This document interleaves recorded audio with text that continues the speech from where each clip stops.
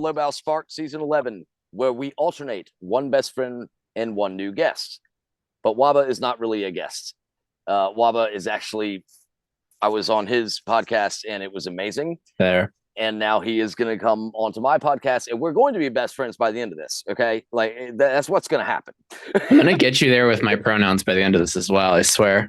So, Waba, thank you so much for doing this. I apologize for my over the top love from the get go. It's just me and you talking right now.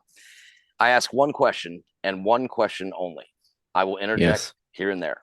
What is your neurodivergent, ADHD, autism, whatever it is, journey? You're free to tell this however the hell you want. It can be it can be one story. It can be your whole life. It doesn't matter. My whole life, man. My whole life. Yeah. I mean, I'll start with maybe I don't know. What grade was I on? Maybe like fourth grade. We'll start young. Because I have a lot of distinct memories from elementary school, where I was always very much like an introverted kid, because I was bullied a lot. I was very sensitive. I cried about almost everything. And I would usually spend my recess just kind of sitting in the corner of the playground, picking at grass, picking at rocks, whatever, looking at bugs. So yeah, I would usually just sit in the corner or sit in one other grassy corner because we had really big playground, honestly. And whenever kids would approach me, I usually experience had taught me at that point that they were just going to be mean, and pick fun at me or call me the fat kid or whatever. And I would throw rocks at them, and then I would get in trouble for being violent and throwing rocks at the other kids. They ignored the complete first part of any of these stories of they were just going to be mean to me, and I was just protecting myself. They got mad at you for throwing rocks at them when they are the ones that approach you, calling you names. Well, they weren't calling me names yet. They were being all nice. They were approaching me all nice. But I knew it for a fucking fact. Yeah, absolutely. They were fake. Yeah. I knew for a fact that they were going to try to goad me into some sort of situation. However, I will say you're probably really perceptive because you have ADHD. So you knew that they were approaching you with the wrong intentions. Oh yeah, ADHD, autism, pattern recognition to the fucking max, man. It's my special skill for sure. Mine too. So, something I recently discovered about that particular memory is that I also had a very strong sense as a child that I thought that I had some sort of horrible, awful disease, and I didn't want anyone else to catch it. I didn't want anyone else to experience the same hatred that I had, because I had a very naive thinking pattern regarding bullies in general, that I couldn't wrap my head around the fact that sometimes some people just don't like you. I couldn't wrap my head around that. I was just but why? Why be mean when you can be nice? Right. Being mean is so much extra work. Right. So I convinced myself as a kid, the way that I coped with it is I convinced myself as a kid that I had some sort of awful, horrible disease, and that's why people were calling me names. And that's why they hated me. Even though a lot of the bullying was directed literally at me being fat and slow and unathletic, etc., so forth.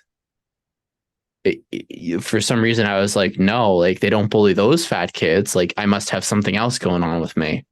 Wow, that's critically wrong. I am just not a real. I felt like an alien. This is the classic. I felt like an alien story. I've actually never heard mental health described that way exactly, because that's fascinating. Actually, you truly felt that there was something else wrong.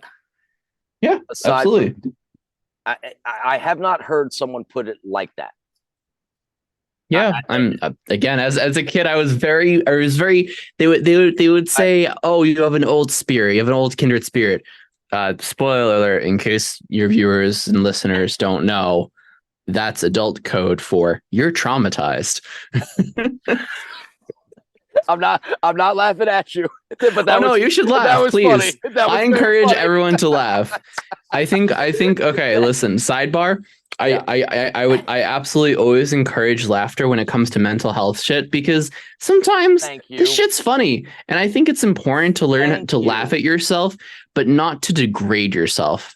And Oh that can be my sometimes a very fine line as well. God. You're pumping me up already. It's been fucking 10 minutes. This, it is my bedrock principle to laugh at myself, but not Yeah. degrade myself. But I've never Right. heard it put like that. Like Yeah. it's Jesus Christ, you're It's fucking awesome. important. You're It's brilliant. important. You're brilliant at this. This is how I've I, coped a lot with a lot of my mental health because like shit, dude. Let me tell you, like literally yesterday, I had a breakdown. I'll be fucking straight honest with you. yeah, I had a breakdown. You know why I had a breakdown? It was over the stupidest shit too. I literally just stayed up a little bit too late. Like I've been going to bed at like 9-10 p.m. lately because I've had to go pick up Frankie at 7 a.m. because he works an overnight shift right. at a psych hospital. Ironically, or fittingly. You're killing me. I mean, listen, he and his coworkers are always saying like we're all just one bad day from being in their position, and Frankie relates very heavily to a lot of the clients. Right. Right. Because like sometimes when they're just like tired, they're just like, I don't wanna. And I'm like, Frankie, babe, that's you. Babe, that's you to a T. When you're tired, when you're fucking at it. So Love it. So much. so had a breakdown yesterday because I didn't I was tired and I was like overtired. I just Yeah. had no capacity for emotional regulation. Right. And I fucking cried and I was like shaking and Frankie was thankfully home that day and it was just comforting me. And so it was really nice. But like literally I always do this. I have meta commentary inside my head about most anything that I'm going through, especially if I mention meta commentary. Some might also call it like depersonalization, derealization kind of stuff. Cause like, for instance, sometimes I can very easily imagine myself just like looking down at me, staring at this computer screen, talking to this person online that's hundreds of miles away from me. Right. It's kind of a depersonalization thing. Anyway, like out of body experience, I guess the other way to put that. But anyway, I have that every night, by the way. so just letting you know. good to know. We can probably talk about that later. Yeah. But while I was literally having this crying fucking meltdown fit, like autistic meltdown, literally in my head, I was just like, bro, why are we crying though? like why are we crying? And then it's like, and then the imposter symptom's just like, are you even autistic, bro? Like, why you don't need to do all this? You don't need to cry all this. And then I'm just like, bro, shut up, me. I am allowed to cry. Fuck you. I love how you battle yourself. Oh yeah, absolutely. It's the Council of Henrys. I love that. It's like, no, bro, no. No, we're not doing this now. We're not doing this. Yeah, it's not how it's going down. Right. But crying to me, like, I'll be honest, and I haven't said this on any episode ever, but I cry every day. That's good. Like every day. Crying is important, and it's because if I get upset, like I'm literally a puppy dog. Just I present something different because I want people to recognize the awesomeness in them at some point in their lives, at any point. That you're a golden retriever boyfriend with a pit bull mix. Okay, so there's, but yeah, no, but I mean, crying to me is literally one of the most therapeutic things in the world. It's therapeutic, it's human, it's important, it's processing emotions. There's nothing wrong with it. And I really hate it when people say, oh, don't cry. And I literally my like it's a automatic response at this point. I'm just like, don't tell me to not cry. I'm allowed to cry. Crying is good. Yeah. Crying is important. Yeah. I literally have been trying to like teach my community, like, do not have this kick response of, oh, don't cry, because literally the only person that helps is you. Okay. It doesn't help the person who's crying. It only helps you. it's like in the same vein of like apologizing just to feel better about yourself, so you don't feel guilty about something that, like, how you hurt someone. Like, oh, I'm sorry. No, you're not sorry. Right. You're not sorry. Right. You just don't want to feel guilty about it anymore. You put that the same way that I phrase it, just a little bit different, is you care because you actually care, or you care because caring quote works. There's a Right. huge difference Caring between works. Or you're apologizing. You're sorry right, because you got caught, kind of right, thing. right, exactly. Yeah. Instead of I you got called care, out. you care because you actually give a fuck about that person, or Yep. you care because your numbers will go up on social media or whatever the Number fuck go up. this whole world is. But back to your story. So I would like number to go up. that Follow me on all the things. Subscribe to Patreon for only $1. Starting at $1. shit. We also have I'll subscribe to that shit right now. Yeah. Yeah, hell yeah. Boom. Let's go. There's several tiers for you. You got $1, $5. Dude, $1 a month? Are you kidding me? Yeah, I put a $1 tier, of course. I'll listen. I've told people this on Twitch. People think I'm probably crazy for this. I will take $1 tier sub over like a sub on Twitch any day, because Absolutely. I actually get 93 cents of that dollar, compared to on Twitch I get like 243, I think, of a $5 sub, and that's if they're in America. If they're not in America, I'm getting like $1 maybe. Yo, Jesus, at most. So but I'm just like, subscribe to Patreon, said fuck Twitch, like get Turbo if you really want to skip the ads. But I'm boring on the ads. I just go to a break screen, so I'm just like, whatever. I love that you have a Patreon page and that you promote it, because I do the same thing, and I think that's okay for us. Like, I respect the fuck out of that. So yes, I am going to go do that right after this call. I'm doing it. Well, like, I mean, it's just natural. I think a lot of us, and I'm guilty of this as well, have shamed ourselves to be like, oh, we can't ask people to like give us money because that's selling out or whatever. And I'm just like, listen, like, you're in this, if you're in the content creation space, there's nothing wrong with asking people to help start you, feeling like you are succeeding in it in some way, shape, or form. If you're trying to do it for full time, guess what? It has to pay full time. Right now, I'm getting hobby income, and for some people, maybe their goal with streaming isn't that they want to do it full time, and that's fine. That's okay, But just be honest with your community. If you want money from it, you can say that. It's not a dirty thing to talk about the money. Yeah, it's hard though. It's hard to unlearn it. True. Yeah, it is. It's because it's like, if I genuinely want to help, if I want to care, because I genuinely want to help, and I want to get paid. I get paid for my job, like, and I help people out there too. Like, hello. Fucking phenomenal. It's the same thing. I'm getting paid pennies to the dollar for the amount of hours and work that I put in for this content creation thing. It'd be nice if I get paid, but I'm not expecting to get paid as well. That's the other thing with this thing, is that you never can expect to get paid, but it'd be nice. And I offer it, and I put myself on several different like pay platforms to make it easy for people. Did you start on Patreon with like $1, $3, and then like, I went crazy with it? And what was so hilarious about it is, I started on Patreon like 3 months ago, mind you. So 3 months, okay. Yeah, I have like 7 Patreon subscribers right now, which is honestly awesome. That's amazing. I know. I'm really fucking over the moon about it, honestly. Okay, so this is a good point to take a break in the episode and recognize the top supporters of this podcast. Lobau Spark does not exist without you. I'm talking about the Patreon supporters. So I need to give a personal thank you to each and every one of you, because honestly, it just doesn't happen without you. It just doesn't. So thank you, Leo Guinan. Thank you, Kirk Hofstrom. Thank you, Blushing Crafter. Thank you, Jamie Young. Thank you, Casey Elliott. Thank you, Sarah Delano. Thank you, Justin Allingham. And thank you, Beth Jones. Also, I would like to mention the 9 anonymous supporters of this podcast. I mean, honestly, if you want to support this podcast and not actually say that you support it, I totally get that, because I'm fucking insane. But thank you to the 9 anonymous supporters. Again, it doesn't happen without you. Thank you.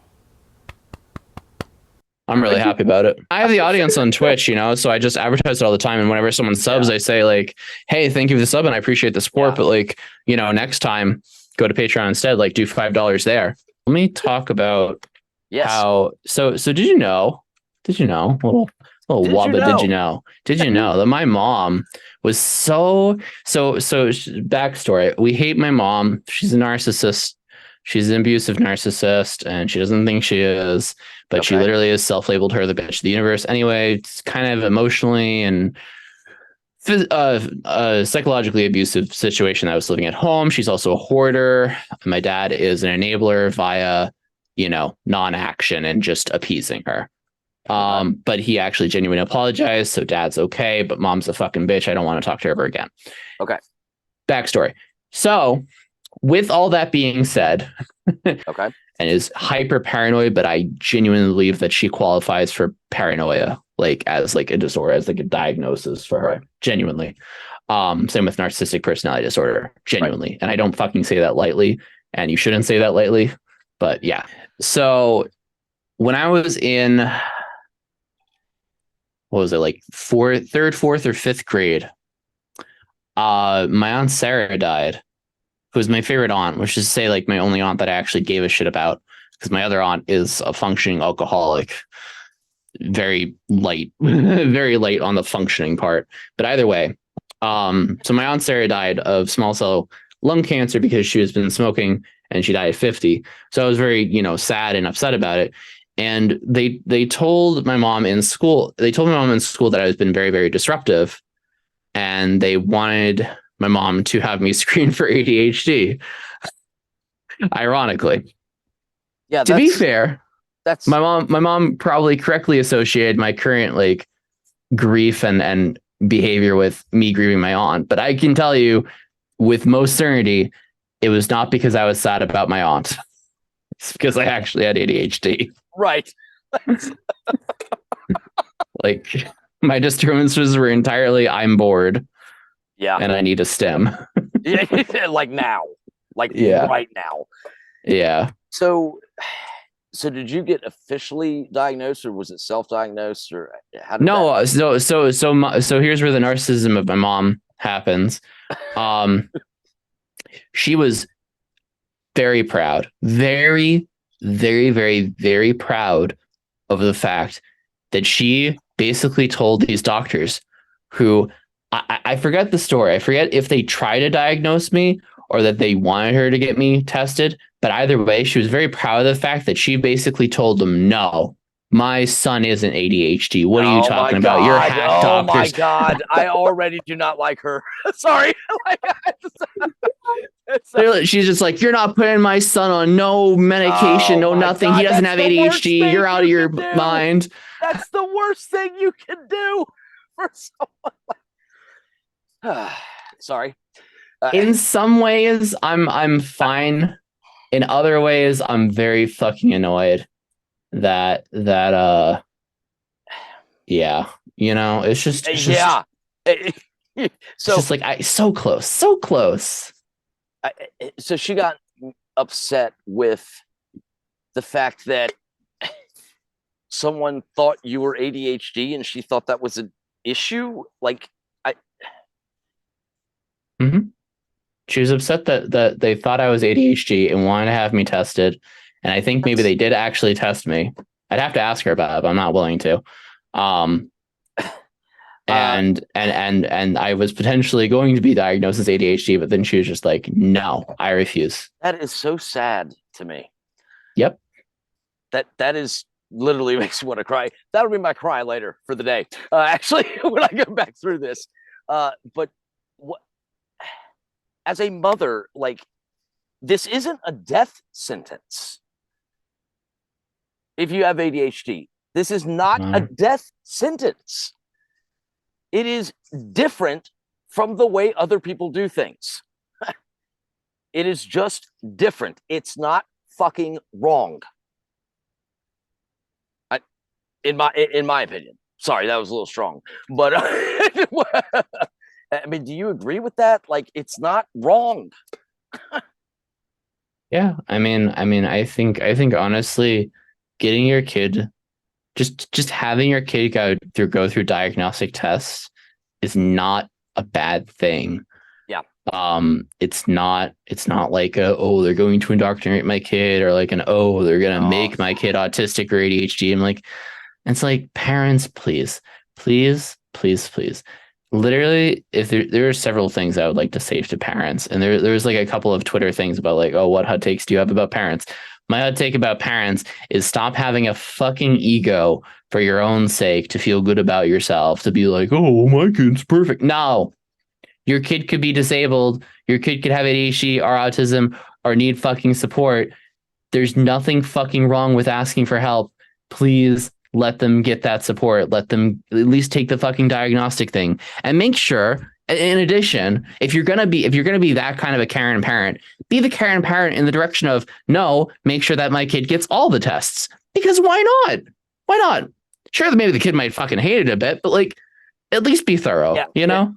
You are literally describing my mom, which was, you're getting tested right now because there is something not quite that I don't understand yet. So here we go. ADHD test done, age 5. This test done, age 7. I've been medicated for 35 years because my mom recognized and said, I don't give a fuck about these other people. I'm just going to take the person that I love to the doctor. Oh man, part of my breakdown yesterday was Like, that literally I was crying to my partner because I was like, I feel like I'm starting to realize that I might actually do need medication for ADHD, and I'm kind of scared of that because I have a lot of medication anxiety, which is, I know I'm not alone on this either. Like literally, you have to beg me to take a fucking like ibuprofen if I'm like okay, sick or like dying or have a cold or something. I can help you with Like, this.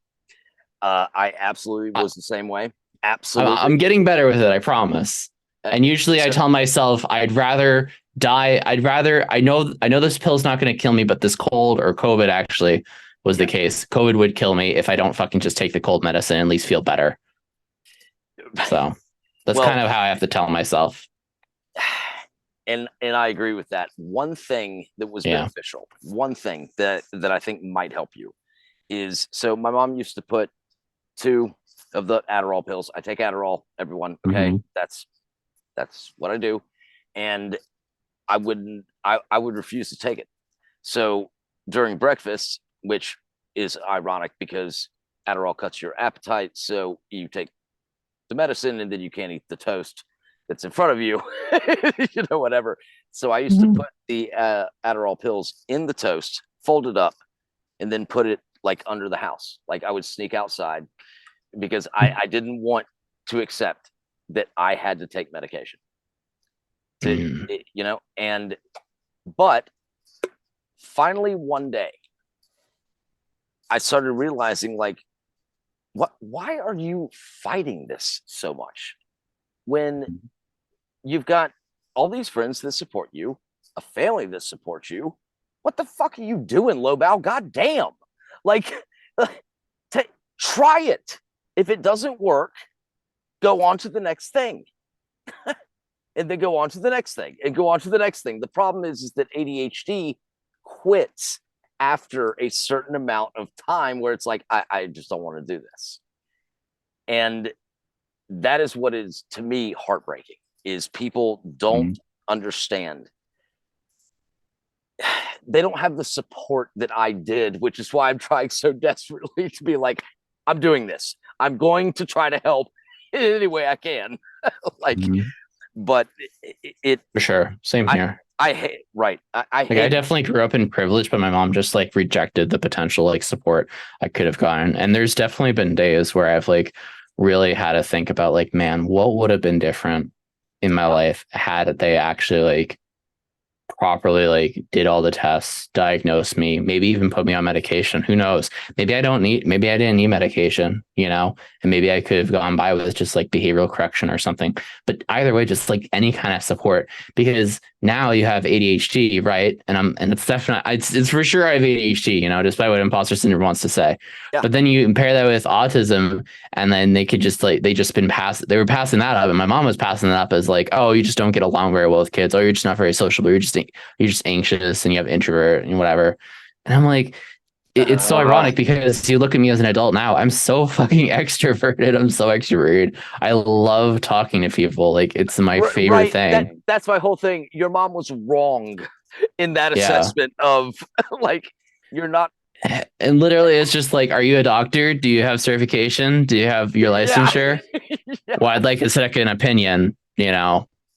Fucking, she doesn't have shit. I'm so This glad is you're the doing kind of this. I'm narcissist she is. so glad you're She's the doing kind this. of fucking narcissist she is. All right. She worked in a stupid little insurance call center for like a few months or whatever, and working for like some healthcare company or whatever, telling people on their processes and claims or whatever. And now all of a sudden, because she had that job once upon a time, like 20 fucking years ago, and she hasn't worked since, that she knows everything about everything when it comes to medical stuff. Why do boomers have this attitude in general? Like, why do they feel like they just know Honestly, everything about everything? I Like, think I it's. hate these. I No, hate no, this generational egotism. It's not even just boomers, it's everyone. Everyone has this weird generational egotism as if they are the only fucking ones that know about shit that has happened. And like, listen, like, I can like get on some younger kids' case about like, you don't know exactly what's going to happen. Like, you don't have that experience. You got to be careful about certain situations, right? But at the same time, I have a fucking brain to be like, they're not going to listen to that if I talk down to them. Why, fucking God, why do older generations talk down to people about their experiences instead of just being like, hey, so I have like this experience, but yours is valid too, but here's mine. So I hope you don't run into these things, but just be welcome to look out. Instead of being like a definitive, this is going to happen to you. Go fuck yourself. Like, yeah. What the fuck? I have a theory on that. It's because I think that the people that look down on us are elderly, and they think that their way is the only way that will work because it worked for them. They grew right. up Just buy a house, Kappa. Things, right. That's, that took me a second, but that's hilarious. But honestly, because what works for me might not work for you, Waba. And that's great. Yeah, but it shouldn't. If it doesn't work for me, then I'm wrong and I'm bad and awful, and I should go fucking die in a hole. Right. Right. That makes me insane. That makes me so angry about this situation. Genuine. That's the most insane shit ever. Is when people really be like, oh, if you do not believe my take and my experience, then obviously, you're fucked and you're gonna die. Right, exactly. Okay. We promote our own experiences, which is what this podcast is. Is promoting your own experience.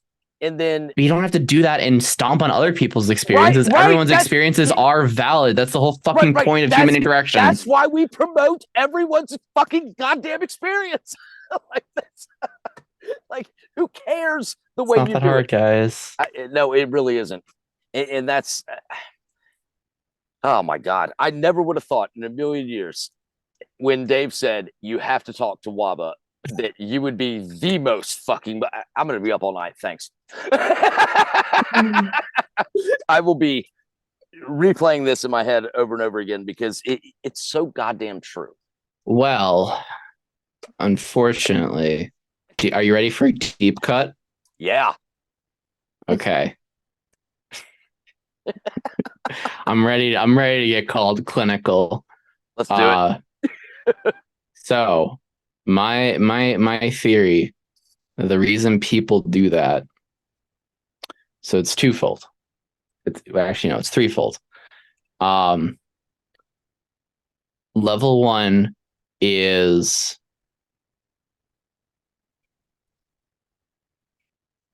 privilege mixed with narcissism, of just like, kind of mistaking their own privilege. Older generation tend to mistake their own privilege as they themselves earned that.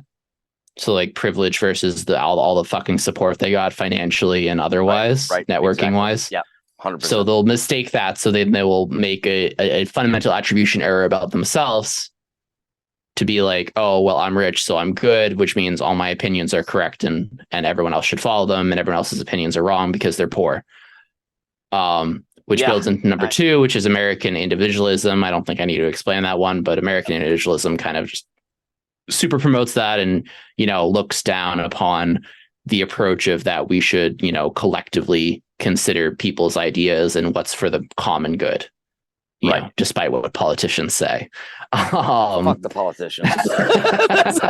Despite what the politicians say, that we're totally in it for you guys. They're totally in it for their wallets. Let's be real. Yeah. 100%. And then number 3, deep dive, clinically insane Waba time is it's just capitalism at its core, indoctrinated into people, and especially the older generation are super gung-ho about that whole like, oh well, I'm right because I'm rich again. The whole it's basically, it comes down to classism and capitalism. But I would push back on that a little bit, just a little challenge bit, me in terms of this is the ADHD I love in you. Challenge me. It's so the elder generation. Sure. That's all they know. All we know is how to push back on the older generation, because we know the actual, situation. So all we are thinking is wrong, wrong, wrong, as well as all they're thinking is wrong, wrong, wrong, because that's all they know. That's all we know. Right. We're young generation is primed to fight back, of course. Right. So the problem is that older generation, there is like some flavors of truth, but it's overall tainted by the what do I even want to call this? Just the high holyism of it all. Oh no, absolutely it is. Absolutely. And you are 1000% right on this. It's just that if that is all I know from birth till death. And do I blame you for that? Right. Yes, a little bit, because you can learn. Get fucked. We can learn. You can learn and you can unlearn. They can't, though, because they don't have the same resources. No, they can. Well, they can, but it's a lot harder. Like, yeah, absolutely. I won't doubt that.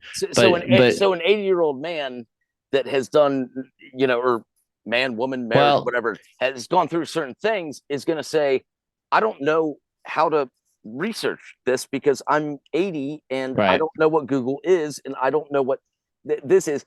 We have it easy. So there's a lot of different levels to this. I'm going to end it on a witty remark because it's stupid and I like stupid memes.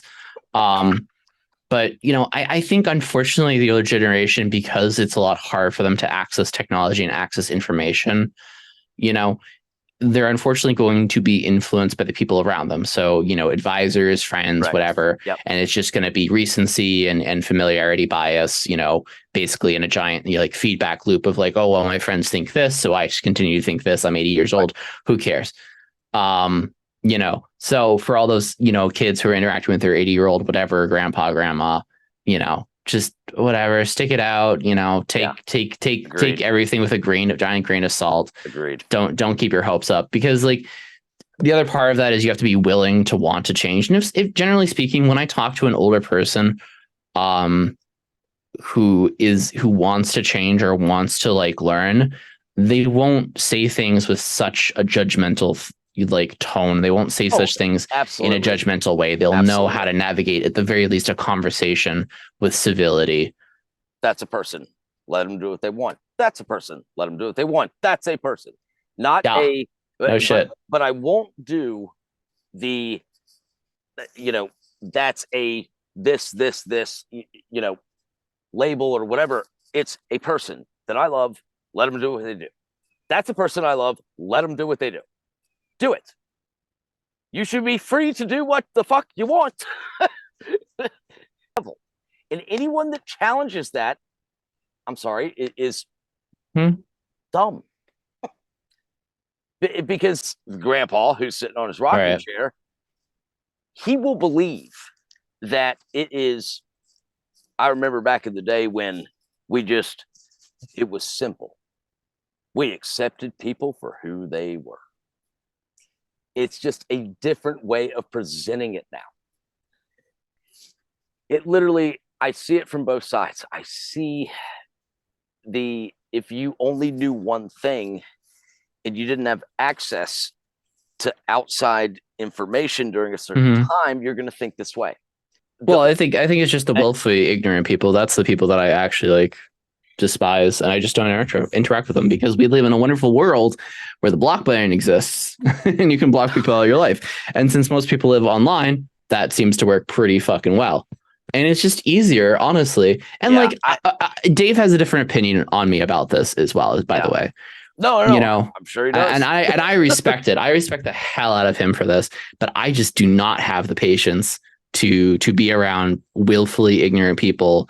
You know, I don't want to give them my space to try to like, oh, learn, educate, and change. I just don't think if someone is unwilling, I'm the one to necessarily try to change them. It's not. It's also not my responsibility, right? Right. And here's the problem: is that 99% of the time, all those people who are not willing to change, they're also very fucking disruptive to the flow of conversation. So it's just like I don't want them around at all. Like fuck off. Like if you're gonna be racist or transphobic or just like just stupid, like literally just stupidly ignorant, just stay the fuck away from us, man. Like my content's not for you, and that's okay. Yes. Not everyone's gonna like me. You're explaining things that are, for me, I will admit, I don't understand a lot of it. However, I am trying my damnedest to understand this, something that I wasn't brought up with. And so I'm not going to ostracize anyone for being who they are, what they fucking want to be, how they want to present their whatever it is. I literally, I just want to talk to the goddamn person. Like my shirt. Assume nothing. There it is. You fix it. Okay. Lobal Spark has started a fundraising effort for Crisis Text Line. We have a goal of $19 per episode, as $19 supports one person in their time of absolute crisis with their mental health. If you would like to donate to our fundraiser titled Lauren's Infinity, the link is listed in the episode's description. Lauren was my wife's best friend and loved by all who came into contact with her. One last thing. What are you most proud of in your life? Now, oh man, this cannot be. This cannot be your significant other. Any sort of, it has to be a characteristic within you that you are the most proud of. I don't know. I'm proud of basically just like, okay. Another one of the Twitter things that was floating around. I think in general, so one of the mental health hot take things that I put out there, which is one like a lot of people have, so a lot of my hot takes are actually pretty mild, but it's just the fact that, like, you know, I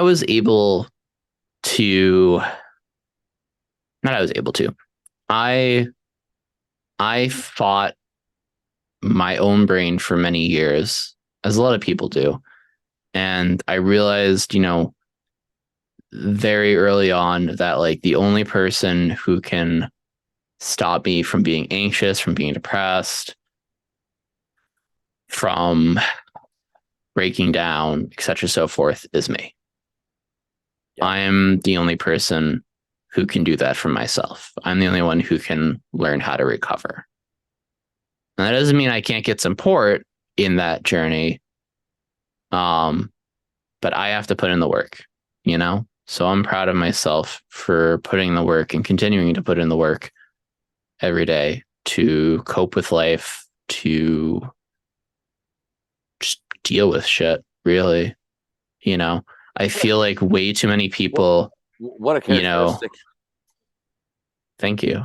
I feel like way too many people enable themselves or enable others to, like, you know, continue doing the depression nap and telling people like, oh, it's enough. And, you know, you're enough if all you do is just wake up. And for some people, yeah, that is enough, you know, and I don't want to invalidate people to say that's not enough. But personally, for me, I know realistically it's not enough. I need to be able to get up. I need to be able to do my life. I need to be able to do my job. It sounds very privileged. It sounds very like ableist. I know it does. And I'm sure I'll be canceled for saying that. But like, sincerely, I needed to learn how to deal with life. I needed to learn how to cope with life. And honestly, if you ask I shouldn't throw this off them, but if you ask a lot of people in the disability community, they'll tell you that they don't want to be applauded for doing basic shit, because it's just like, well, this is just how I have to run my life. This is how I have to cope. I don't want to be the super cripple. That's the fucking term for it, by the way, is when people like clap about disabled folks just doing basic shit. And like, while it feels nice and cozy and lovely to like get clapped at for doing basic shit because you struggle with doing it, it's kind of also just kind of like, well, I have to do this if I want to live my life. Do I just want to like be confined to this one spot and this one location my whole life? No, like disabled people aren't fucking vampires who only go to the store at 6 a.m. They go out at any time of night. Like remember that fucking post about someone being mad using the fucking handicap spot late at night, and they're just like, what are you doing out so late? It's just like, bro, am I a vampire? What the fuck? You know what's so great about you saying that? I am so goddamn proud of you for that. It's basically at the end of your life, what ultimately matters? The characteristics that you just described that you had, or not doing certain smaller things well. What you do well is caring about people. What you do well is accepting yourself or getting angry about a certain situation. That's what we naturally do. So I guess I'm just not good at accepting my own limitations. I always want to try to push them. And I think it's a healthy thing. Quality. And I think it's a healthy thing to challenge other people to also push their own assumptions about themselves and their own expectations. Correct. Because you'll be surprised. You'll be surprised what you're able to accomplish when you literally throw away every single expectation you have about yourself. And then you do something and you're like, wait, fuck, I didn't think I could do that. I was so scared to do that. And then I did it. And then it was fine. I wasn't scared about it. And all the things I thought I would be scared about, now I'm not scared about it anymore. And it's just like, yes, that's how anxiety works, honey. Like, it's going to prevent you from doing the thing up until you do the thing. The biggest fucking cure for anxiety and for anxiety is action, literally. So it is. And the cure for, I'm not going to say the cure for ADHD or autism because I can't say that. Cure for ADHD is interact with the world. Fucking friendship. Yeah. And saying like, hey, by the way, you rock at this. Because we're not told that enough.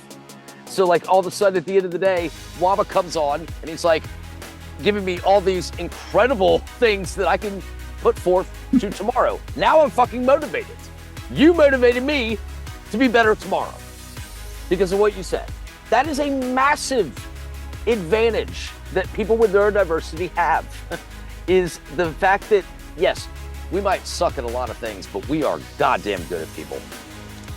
And isn't it so funny? Isn't it so fucking hilarious that all the alloistic folk, which is non-autistic folk, literally be like, oh, autistic people can't even like, they can't read like they can't read face language and they can't read nonverbals. And it's like, no, actually, a matter of fact, every single autistic person I know is hyper aware of your nonverbals. Right. Just doesn't fucking know necessarily what it means, but they're hyper aware of them. Yeah, and it fucking freaks us out because we're just like, what the fuck does that mean? Exactly. Like, speak directly to me. Hello? Exactly. That's exactly right, because it's like, what are your best characteristics? I can read people. I care about people more than anything else. Yeah. I'm non-judgmental. What the fuck else do you want from us? Like, those are our best characteristics.